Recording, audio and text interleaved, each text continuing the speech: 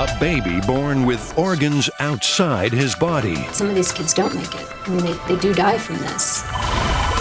Living in the shadows when sunlight becomes a killer. Just opening the door either to get the mail is potential for damage. A leg is sliced through. Propeller on the airplane essentially cut the minivan in two. A crash landing in just the wrong place. Defying his doctor's predictions. They pretty much prepared us that he was probably going to die. A triple amputee's incredible recovery. The curse of a modern-day elephant man.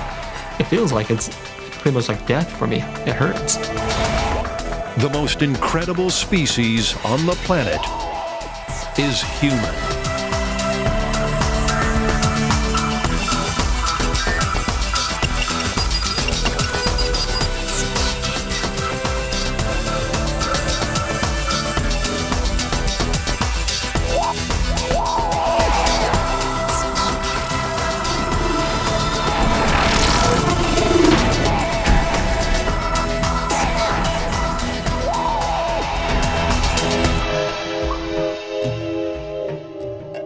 Born with a gaping hole in his tiny abdomen.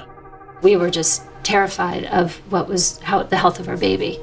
He needed surgery fast. The idea is to operate very quickly to avoid any infection. Baby Jackson Lichtman's development had gone terribly wrong. His abdominal wall had not fully formed, leaving an opening. His liver and intestines had grown outside his body. And the question is, can you get it all back in and closed? Because if it's too tight, then he's going to have some serious issues with his breathing or his kidneys or other things.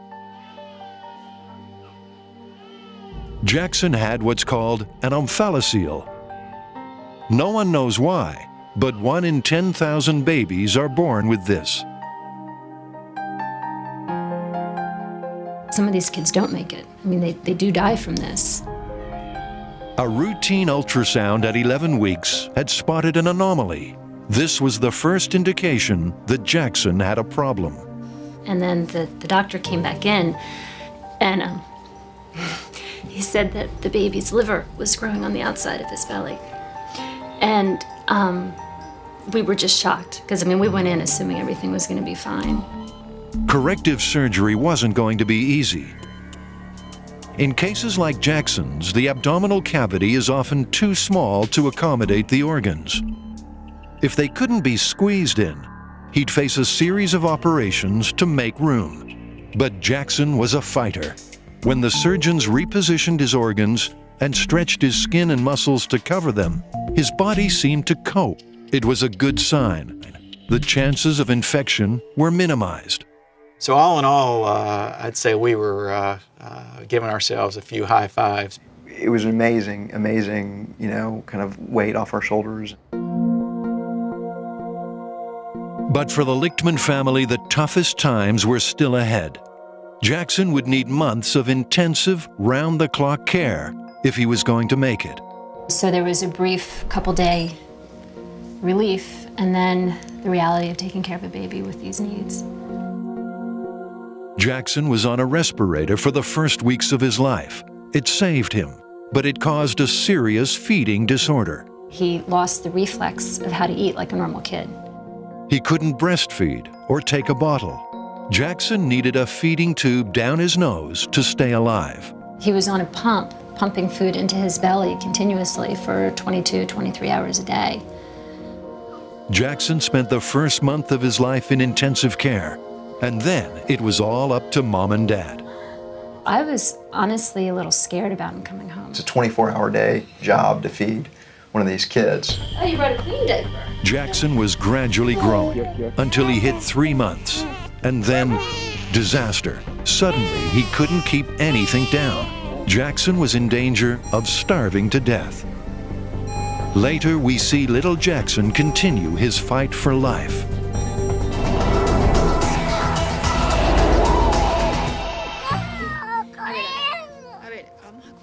But in Ecuador, another young child faced a similar problem.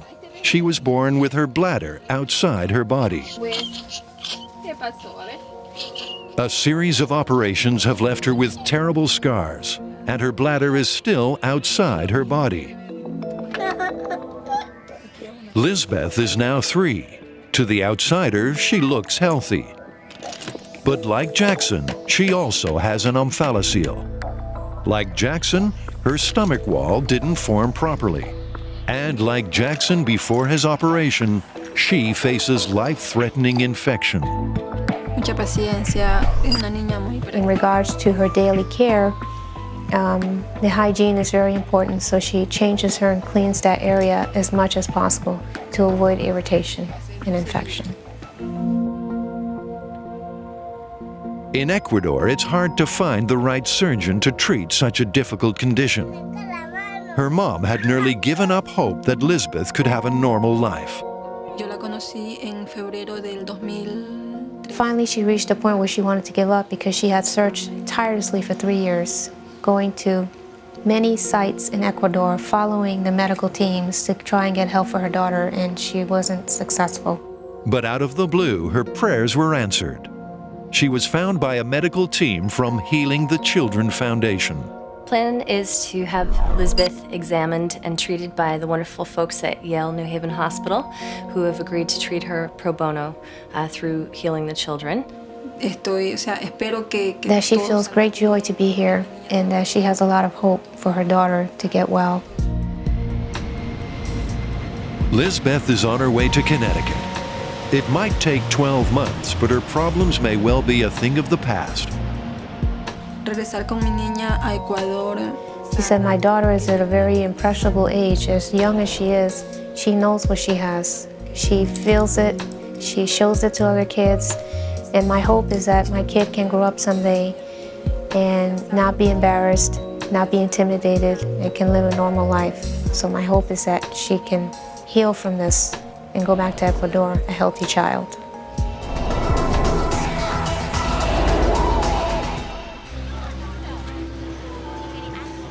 The sun, the source of life on Earth. Without it, we'd all die. And many of us can't get enough of it. But for an incredibly rare few, even tiny doses are life-threatening. Hidden beneath this protective suit is 19-year-old Rafi Strauss. Without it, he would die. I've had every known tumor or cancer that there is, basically. Do you want? Oh. Rafi's one of fewer than 1,000 people in the whole world to suffer one of the rarest genetic disorders. It's called xeroderma pigmentosa, or XP. His skin can't repair the damage done by UV light, like the rest of us can. XP can be certainly considered a lethal disease because in the end, most people with XP will die from the consequences of one of their skin cancers. Rafi was born in Israel when very little was known about XP. Being premature, he was put in an incubator with UV lights to keep him warm. The fluorescent light, so it sort of, you know, who knew then anything, but it sort of cooked me, and it gave me a head start. Not knowing what was wrong with Rafi, his mother continued to treat him like any child. After the first time that I went with him to the sun, the sunburn was very, very red. His skin was different, like very, very red. I was scared that I cooked him in the sun. By age 1, doctors had diagnosed him with the rare and incurable XP. To save Rafi's life, his parents were advised to move to a place where the sun wasn't as intense as Israel. So they moved to New York. The way that he explained it to us, he told us that the highest amount of ultraviolet rays that would be here in the United States would be the lowest in Israel. But even low levels of UV can cause deadly damage to Rafi's sensitive skin. So doctors warned him not to go outside during the day, and that's meant a nocturnal existence. Because his skin can't repair the damage from UV rays, he's got 2,000 times the chance of getting skin cancer. He can be sunburned within, a few seconds of going outside on a bright day. The damage done early in his life hit him like a death sentence. I was about 13, 14 years old, when they had removed the big tumor from the left cheek. And basically, this is the area where the tumor was, and they had removed the cheekbone. To fill in the hole where his cheekbone was, doctors had to reroute a facial muscle, and months of radiation therapy seems to have stopped that tumor. Because of his exposure to ultraviolet light and the damage to his skin that's occurred, Rafi's had literally hundreds of biopsies and skin cancer surgeries over his short lifetime so far. As a mother, crying to see my son going through so many surgeries and difficult dealing with all this. Fortunately for Rafi, there's a new technique for detecting cancerous cells during surgery. Called Mohs surgery, it allows doctors to find cancerous cells as they go. It means surgeons need now only remove as much skin as absolutely necessary. XP is potentially lethal disease, and obviously if we're not vigilant and we miss a skin cancer and it has the chance to spread, that could surely be lethal.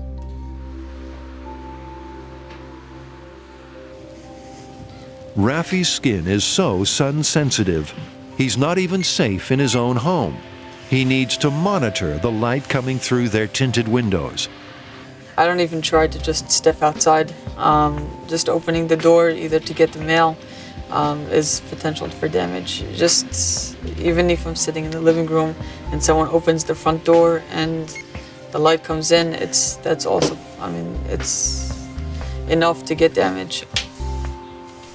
Rafi has to be constantly vigilant, checking for any potential cancers. It's a daily ritual which could save his life.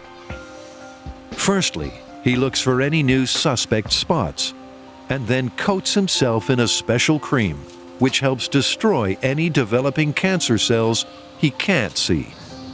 Now that I'm taking care of myself and using all the precautions, that there is hope, and we're still waiting for new research to come out. There's still the gene therapy that's everyone I ask, they say it's around the corner. So there's a lot of hope to seek for. I was worried about his future, and the reason is because everything looked like mess. You don't know what you're dealing with and where it's going to end, and God forbid if he will die. The doctors can remove his skin cancers, and this special safety suit can remove the risk of getting new ones. Like those worn by the astronauts, it blocks out 99.9% of UV rays. Donated by the Sarah Moody Foundation, it's given him a new lease on life. He's no longer a prisoner in his own home. Getting that one thing that lets me go outside for, feeling free and not feeling that I'm going outside and I'm getting damage and regretting every time I open the door or something. So it's great help.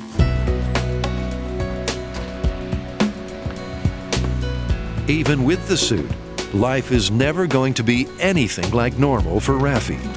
At the moment, he can't beat this cruel genetic disorder, but he manages to live through it with the strength of his family and his faith. God only gives people what they can accept, what they can deal with. And thank God I've been dealing with it till now. Rafi's future remains uncertain, but one thing's for sure. He's going to make the most of every single day. With 5 loving brothers and sisters, for Rafi, time with his family is precious, and they too feel blessed. Thank you. That's the best blessing you could get.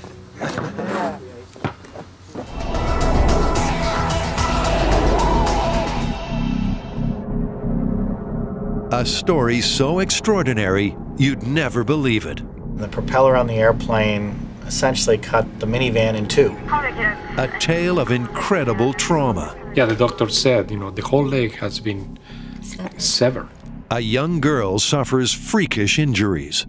I looked over at Armando and really saw his knees buckle. Everything good back there? Yep. Right. For 11-year-old Ariana Jimenez, the day had started well. Got a call early in the morning and with some dear friends who were visiting from out of state who asked if they could steal my daughter for the day and go off and have a wonderful time at the beach. And of course, she was jumping up and down saying, "Can I go? Can I go?" But this was going to be the trip Ariana wished she'd never taken. They were driving on Interstate 680 just outside San Francisco. Ariana and her girlfriend were in back talking. At nearby Buchanan Field, a single-engine airplane was just taking off.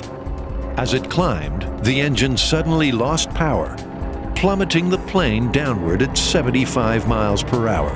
Then, Ariana heard it. I thought it was a motorcycle or just another car.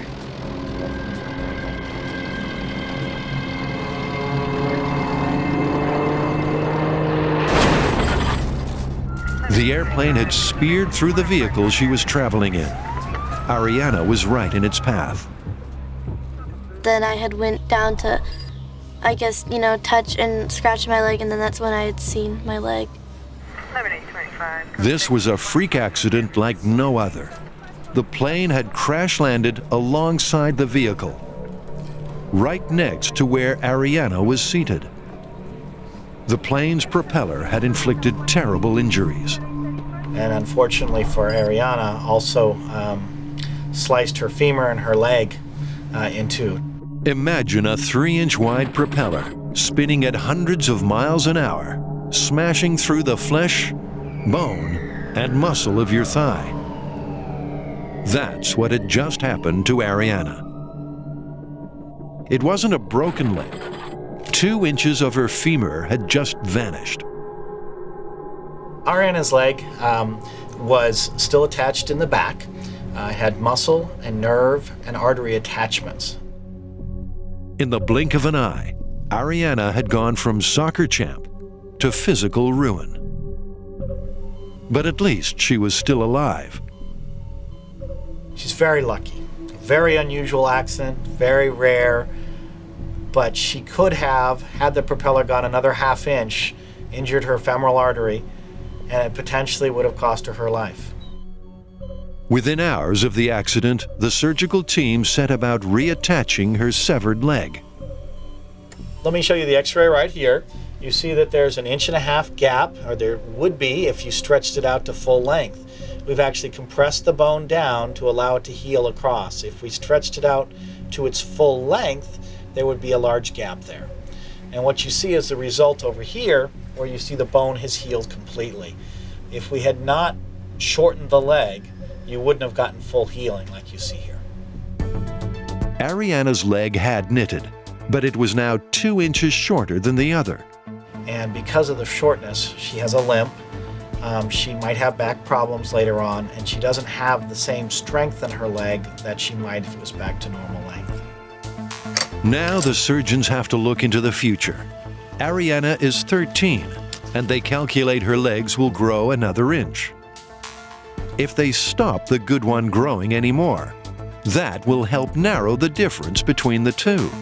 That will entail a small surgery that only takes about 45 minutes, where we destroy, through a very small incision, the growth centers on the opposite side. And they can stretch the bad leg as well. 1 inch is probably the maximum you'd want to stretch the bone, because beyond that you have difficulty healing the bone. If it all works out, one day her legs will be almost equal in length. Ariana's bounced back. She's not on the soccer field yet, but she's got a few points to prove. And one way or another, she'll be on the winner's podium again. She might not be a professional player, soccer player, as she wish. She might be limited to some of the physical activities that she can do, but I know she'll find something, and she'll get another trophy in something else. for another 19 goals in one season. Let's make it 21. 21? I believe so.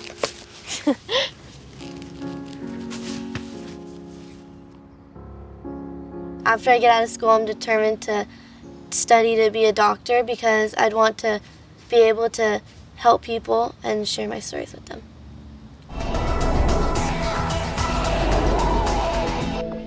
Jackson Lichtman was born with his liver and intestines outside his body. It was a life-threatening problem. We were just terrified of the health of our baby. But Jackson was strong. Surgeons were able to sew the organs back into his tiny abdomen, and Jackson began to thrive. So there was a brief couple-day relief, and then the reality of taking care of a baby with these needs. But at 3 months, his body began to reject all food. Once more, Jackson's young life was slipping away. He didn't process food the same way that a normal child would, and he started vomiting excessively. And for basically, I think it was 3 or 4 months, he gained no weight. Everything that you put in, you know, he's throwing up, and you see him getting skinnier every day. You see his spine, you see his ribs. Their baby was going from bad to worse. Jackson was literally starving in front of their eyes. He was at the point where only more surgery could save him. They would have had to do, you know, other more intensive surgery, and that was a scary part in it too. I mean, it has been the hardest thing I've ever had to deal with in my entire life. Teresa and Howard thought all was lost. But then, amazingly, Jackson's little body began to respond by itself.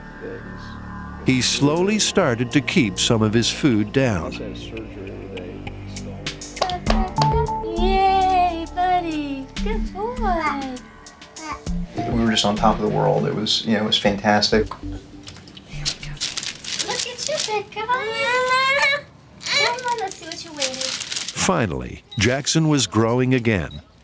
It was slow progress, until finally a huge turning point at age 1. He took his first real mouthful of food. There we go, buddy. He soon had his favorites all worked out. He loves fruit. He'll eat cantaloupe and grapes nonstop. Pizza? Pizza. Yeah, he had that last night. Jackson will still need the feeding tube in his stomach for a while yet. He still can't eat enough to grow normally, but his future is looking pretty good. No, the hope is within a short time he'll be able to take everything by mouth and the tube will come out. He may still have some problems with reflux and some other things, but hopefully he should be able to feed normally.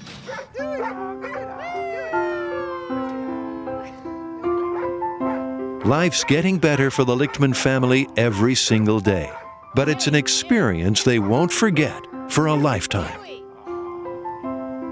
It was the worst year of our lives, bar none. I mean, it was. Yeah. But I would do it all over again for him. Oh yeah, no doubt. I question mean, about the outcome. Now that he's, you know, now that I feel like a little bit we've crossed that finish line. You can see that he's happy and everything like that. And so now I really feel like we're out of the woods and the future is so bright.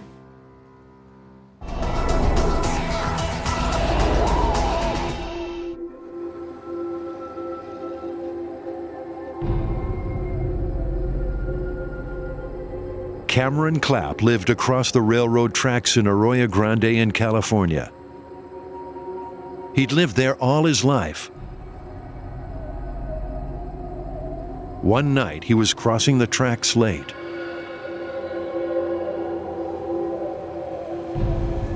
He never saw the train coming. The police came and knocked on our door about, 2 o'clock in the morning, 3 o'clock in the morning, knock on the door. The one that you don't ever want to hear. A triple amputee at just 15.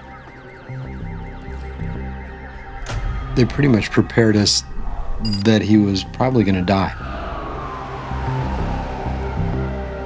Even if he made it, his life was ruined. Cameron's injury is pretty extreme. No legs, one arm. It doesn't get much worse than that. They didn't really give us a whole lot of information and a whole lot of hope.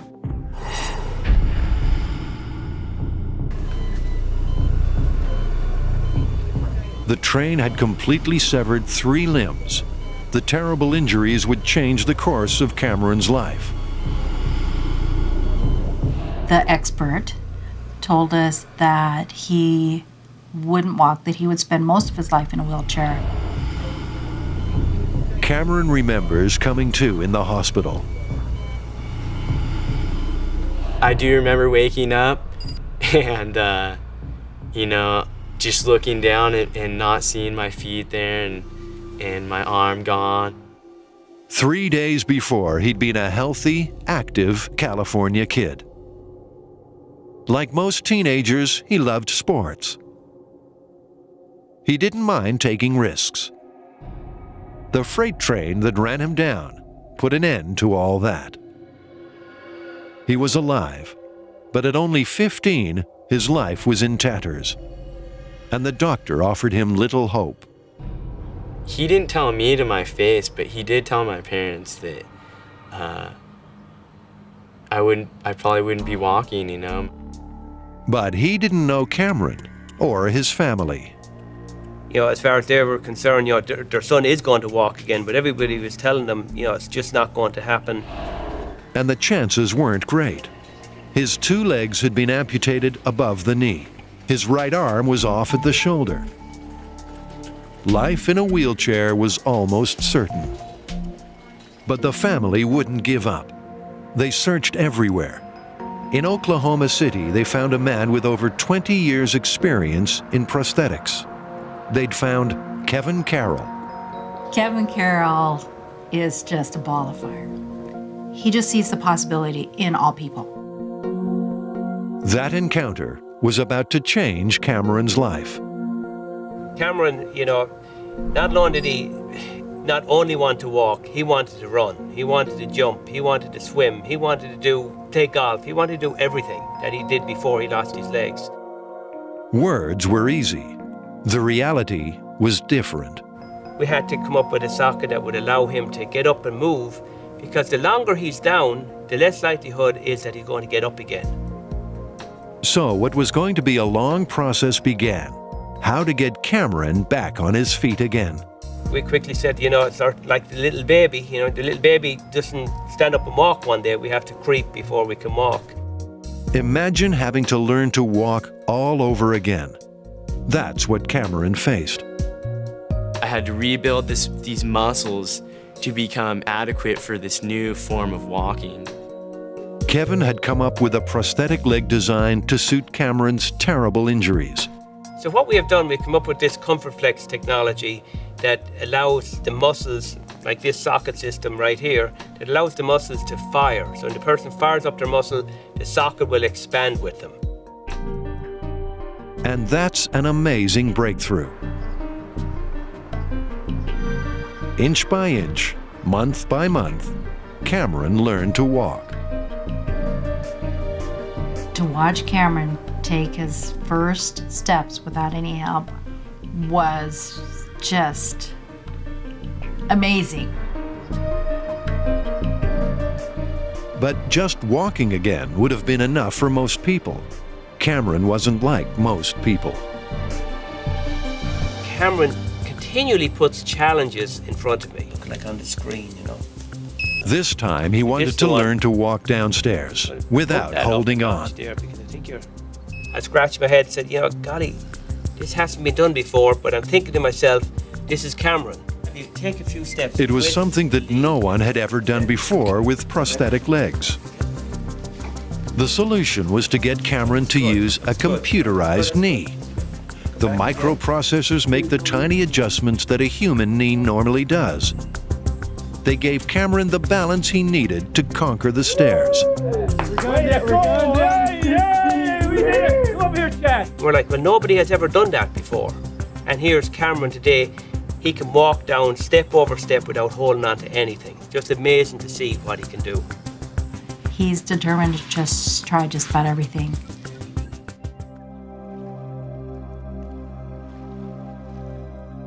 Having gone the whole 9 yards, Cameron spotted another challenge. He'd always loved swimming. Could he ever do it again? At first, it seemed impossible. When I looked at the pool for my first time, after my accident, I was petrified because I only had one arm, and I was like, how am I gonna swim? But Cameron doesn't understand impossible.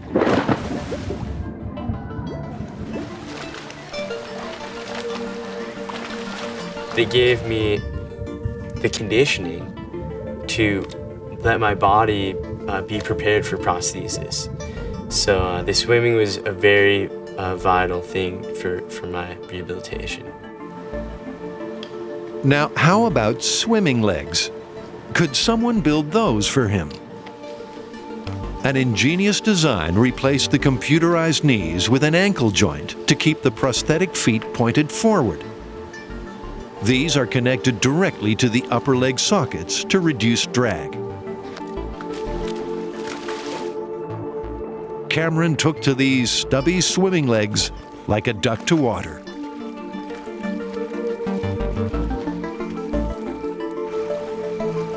Then he started competitive swimming, and his relay team even defeated their able-bodied opponents. So he just always striving for more. I don't think that'll ever stop in his life. But there was always one thing that remained close to his heart. He wanted to run again. He'd need new legs, and he had the right man for the job. His running legs have ultra-lightweight hydraulic knees and carbon fiber feet, but they don't have a heel, which is great for running, but not so good for walking. And 2 months later, he was living his dream.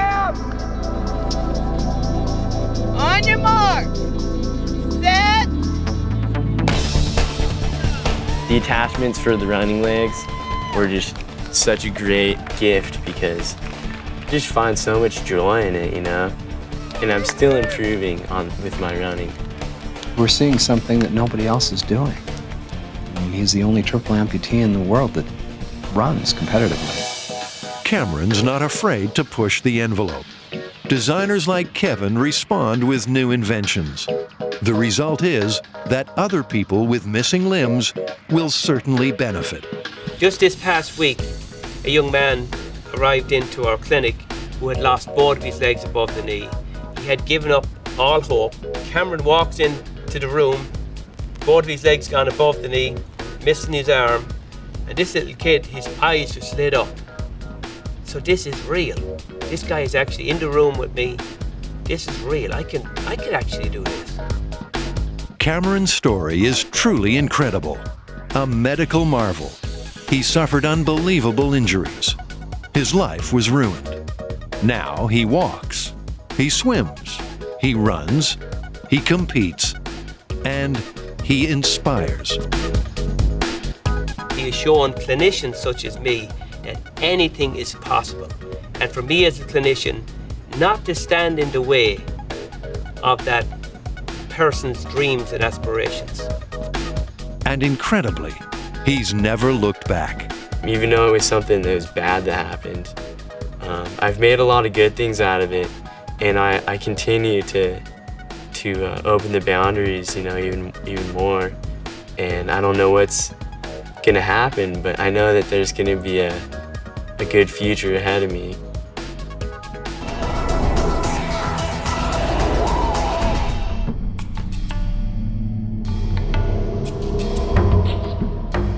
Jesus Chavez came into this world with one of the rarest congenital disorders known to mankind. Often people walk up to me and tell me that I'm the product of the devil because of the way I was born. He has a form of hypertrichosis, commonly known as werewolf or wolfman syndrome. This is an extremely rare condition as we know it. Jesus is one of just a handful in a world of 5 billion people to have congenital generalized hypertrichosis.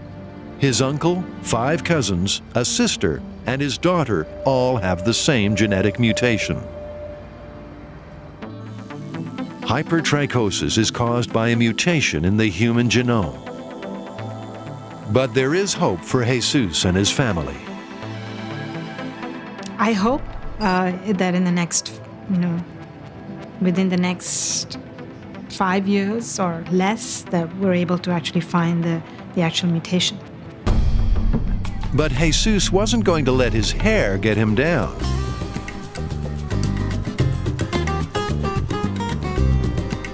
Jesus is a regular on the U.S. circus circuit. He works at it year-round, so he can send much-needed money home to his family. When I'm in the circus, not all glamour.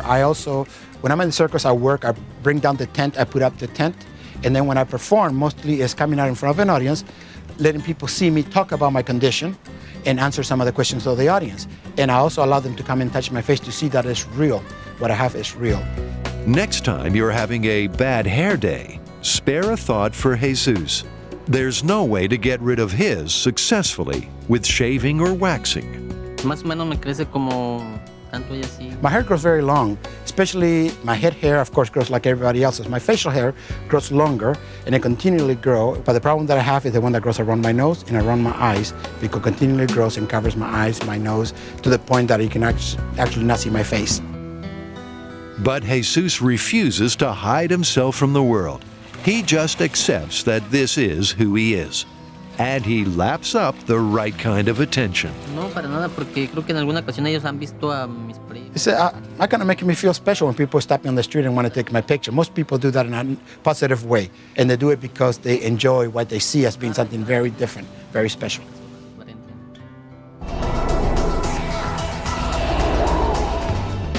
Every year, around 2,000 Americans receive heart transplants.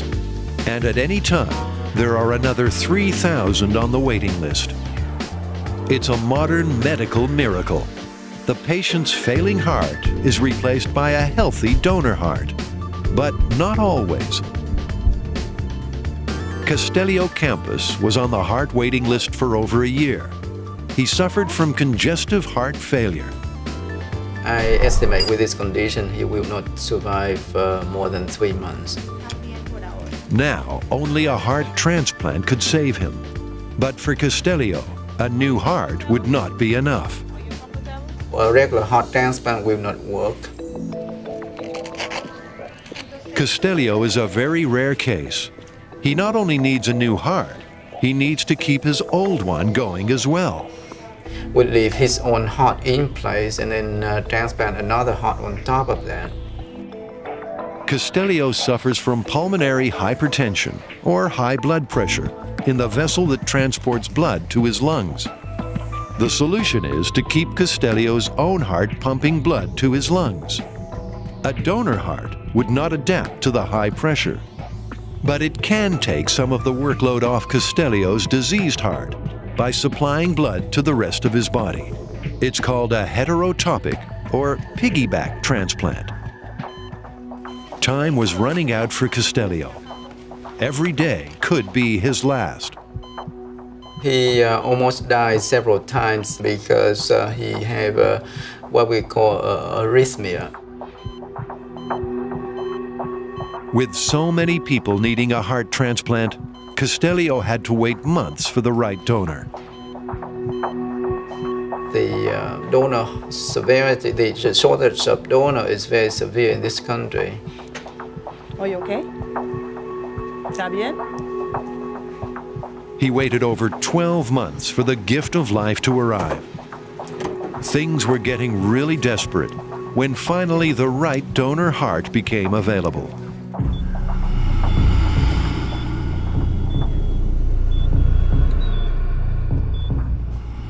Attaching a new heart to Castelio's was never going to be easy. Putting in a transplant is one thing. Aligning 2 hearts to work as one is a complicated medical rarity.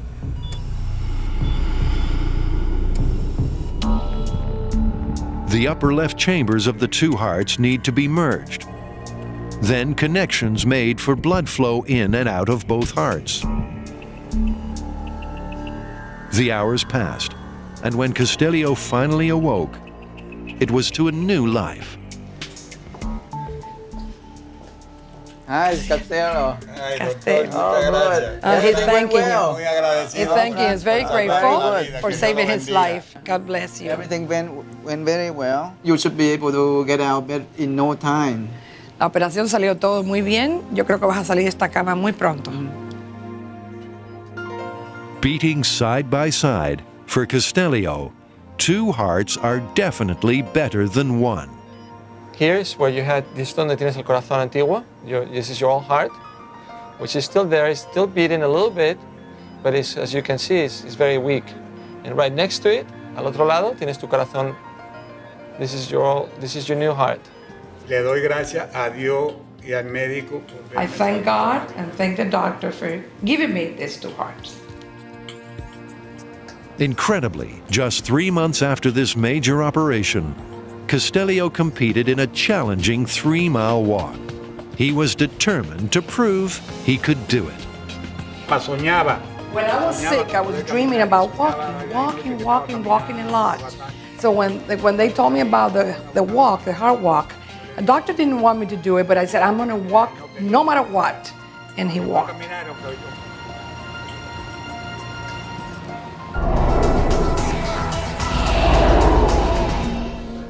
This is Eddie Newton. When he was 3 years old, his mother found a small lump under his eye, and doctors diagnosed the rarest form of an infamous genetic disorder. When they had the results, they showed my mom a picture of John Merrick, who's better known as the Elephant Man, and said that Ed may look like this. That is, if he lived to be past 8. It's a mom's worst nightmare. It really is.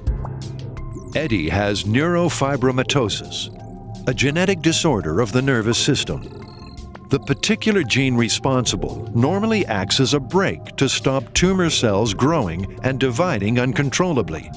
But in neurofibromatosis, the brake doesn't work, and tumors can grow on nerves anywhere in the body. The tumors themselves are benign, but their presence can be deadly. In Eddie's case, the most dangerous tumors are in his skull. Neurofibromatosis has no cure. If Eddie had not had surgery, I do not think he would be alive today because the tumors were causing such massive compression on hearing and airway of his nose and so forth.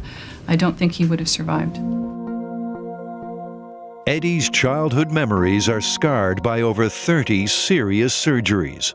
Each time, the surgeon's scalpel removed life-threatening tumors. Well, one of my biggest surgeries I had, it was a 7.5 pound tumor that was removed from the side of my neck. And it was quite hard for me. I just can't imagine something like that growing. Can you imagine holding 7.5 pounds of ground beef? That came from my 8-year-old neck. I was 8 years old. I lost my sense of taste and smell. Teeth pretty much got decayed, or some of them cracked and fell out. I guess it's the life I gotta live. Eddie's condition was unknowingly inherited. His sister, brother, and mother have mild forms. But like most sufferers, they don't get the life-threatening tumors he does. So their family condition had not been diagnosed. My dad had it, and he was in the Army. They told him it was horse bites.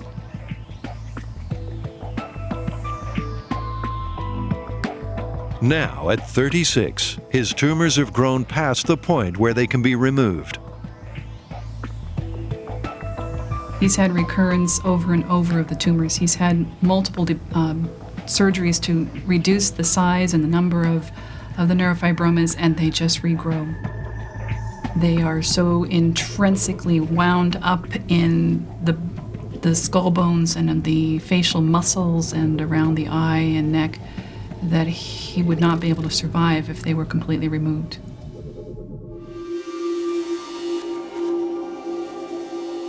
With tumors growing in his skull, putting pressure on his brain, Eddie endures agonizing pain.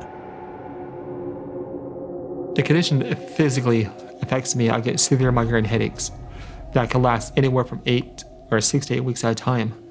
It feels like it's pretty much like death for me. It hurts. A lot of times, I'll just like lay in bed, curl up in a ball. Sometimes I'll cry because the pain's so great. The only thing worse than the sickening pain of the migraines is the thought that the next one could be his last. You know, and you hear stories of people with aneurysms. They'll have a migraine and they'll just lay down, go to sleep, not wake up. That's something I quite think about almost all the time. You know, is this an aneurysm coming on? What is it? Defying medical predictions, Eddie made it to his 20s. But then his life fell apart. Dumped by his girlfriend, he joined a circus. There, folks paid big bucks to peer at Eddie, the man with two faces. But he wasn't happy. It really hurt me. I just didn't feel nothing. I was emotionally dead. Eddie realized then that there was more to him than his different face. That was a turning point in Eddie's life. Accepting his body, he left the circus with a new purpose and attitude. I don't regret it at all. I'll chalk it as a learning experience. I really enjoyed that time that I had because I found out who I am, made me a better person who I am today. Eddie's own school life was a living hell. Kids loved to tease the deformed boy. But today, Eddie finds comfort in the classroom. Okay, most of you know that we've been talking about having Eddie Newton come in today to guest speak to you. And Eddie has faced a lot of obstacles due to the illness, and he's going to come in and talk to you about some of the obstacles that he's faced. Come on in, Eddie, and we're going to give him a big round of applause.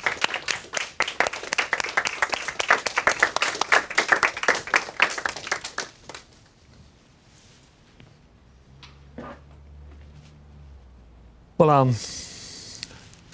you know, as you can see that my face may shock you guys, but I can assure you that I'm not an accident, that God did create me for a purpose, and my purpose is here to tell you my story. It's all part of his positive approach to a condition he has now learned to deal with. I've never had to go through anything like that, and just to see him and how humble he is and just how he's dealt with his life gives me the courage that, you know, I can make it through life as well, that it's going to be okay.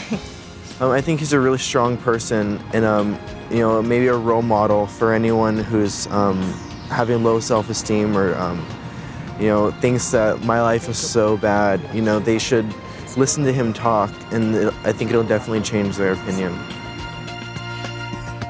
Doctors can't tell for sure how long Eddie's got to go.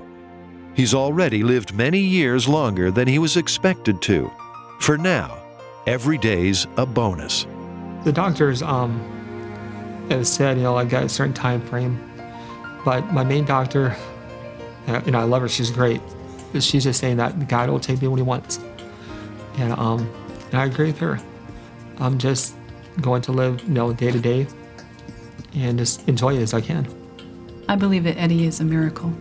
Eddie's case is a miracle, and primarily because he has been through hellacious surgeries, and he has come out with an attitude that is so giving and blessing, and such a lovely person to know. And his ability to help others understand that it doesn't matter what we look like, it matters who we are and what kind of people we are, is a gift that he has given to the world.